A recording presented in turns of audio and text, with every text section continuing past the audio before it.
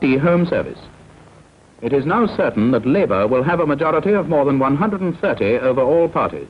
It could be 1997, but the Conservatives have been here before. In 1945, the party lost 175 seats in one of its biggest landslide defeats. Many returned Labour MPs to the House of Commons from some unexpected places. John still feels rather surprised at finding himself an MP. John Hare won Wickham in Buckinghamshire in 1945, but his term was short. In 1951 he was out again, heralding a Tory revival which lasted 13 years. Labour was perceived as standing for the bureaucracy of rationing and fair shares. And the balance between those who liked that and those who didn't was steadily altering. Ashley Bramall was swept to Westminster as Labour MP for Bexley on the crest of a government tide. When that ebbed, he was one of dozens who lost in 1950. Proof of Churchill's belief that Conservatives shouldn't rush to change policies, but should sit back and wait for Labour to make enemies, advice that some have given William Hague.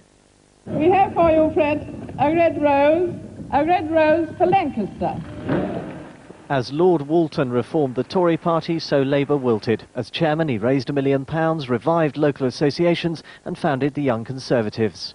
And I knew the party would have to be revitalised as a broad-based democratic party, embracing all sections of society. Two never could live as cheap as one, and now two must live as dear as three. Who did you vote for, by the way? Who, us? What's that got to do with it?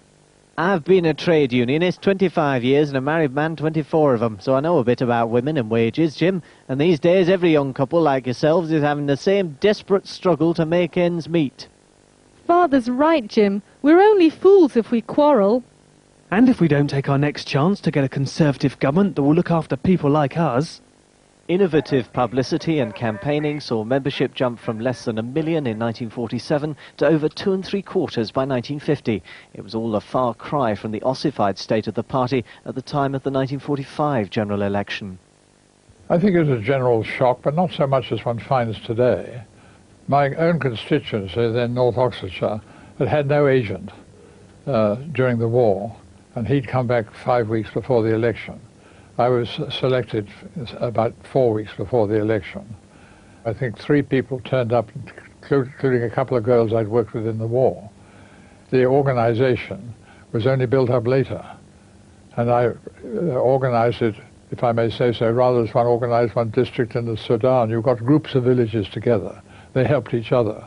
The real lesson, I think, from 1946 onwards is the way that they used local government to rebuild the party organisation, to ginger it up and get it used to campaigning. Every year you have local government elections, every year you fight those on a party basis. That idea that council elections are the first chance of real party revival will be tested at next May's borough elections in London. But there's a more worrying parallel than the 1940s for the party's prospects of recovery.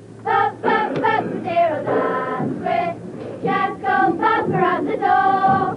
If I had a left leg, I would bash him on the head, and he wouldn't be a Tory anymore. In 1906, Balfour's Conservatives were thrown out by voters fed up with weak leadership and divided government. In the House of Commons, the Liberals had a majority over them of 230. Just as arguments over Europe threatened to leave the Tories out in the cold for a generation now, so the internal dispute over free trade meant there wasn't a Conservative Prime Minister for nearly 20 years. I think there are enormous parallels between Balfour and John Major. Both were confronted with a very divisive issue. In Balfour's case, the question of the economic unity of the empire. In John Major's case, economic unity leading to political unity of Europe. And the party divided on the issue. Tory protectionists campaigned to stop imports of foreign food, which were undercutting the prices of British produce. Supporters of free trade defected to the Liberals, who successfully portrayed the Tories as favouring expensive food. But ordinary party members wanted protectionism, and the leadership was saddled with the policy for nearly 2 decades. Some Tories fear the tide of Euroscepticism, which has swept their party in the last few years, could do the same. I think you could find that in going after the Eurosceptic vote, which is largely an aged vote, the Conservative Party might actually miss out on recapturing a lot of those more moderate Conservatives who drifted either into non-voting or actually crossed to other parties. Many years of work together have proved him honest and fair in all his dealings. Yet William Hay can take comfort from the fact that in the whole 20th century, the Conservatives have governed Britain for over 60 years. They've done it by being adaptable, by being pragmatic, by regenerating the party after the election defeats.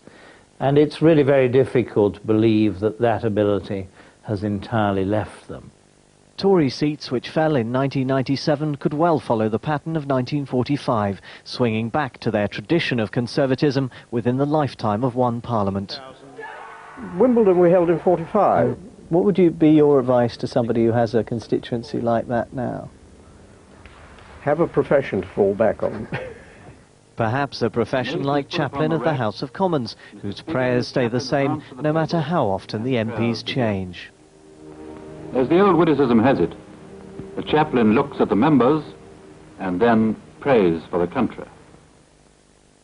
Fascinating pictures there. Well, do the Tories have any chance of winning in 2001, the most likely date for the next general election? The man charged with carrying out the reforms to Tory organisation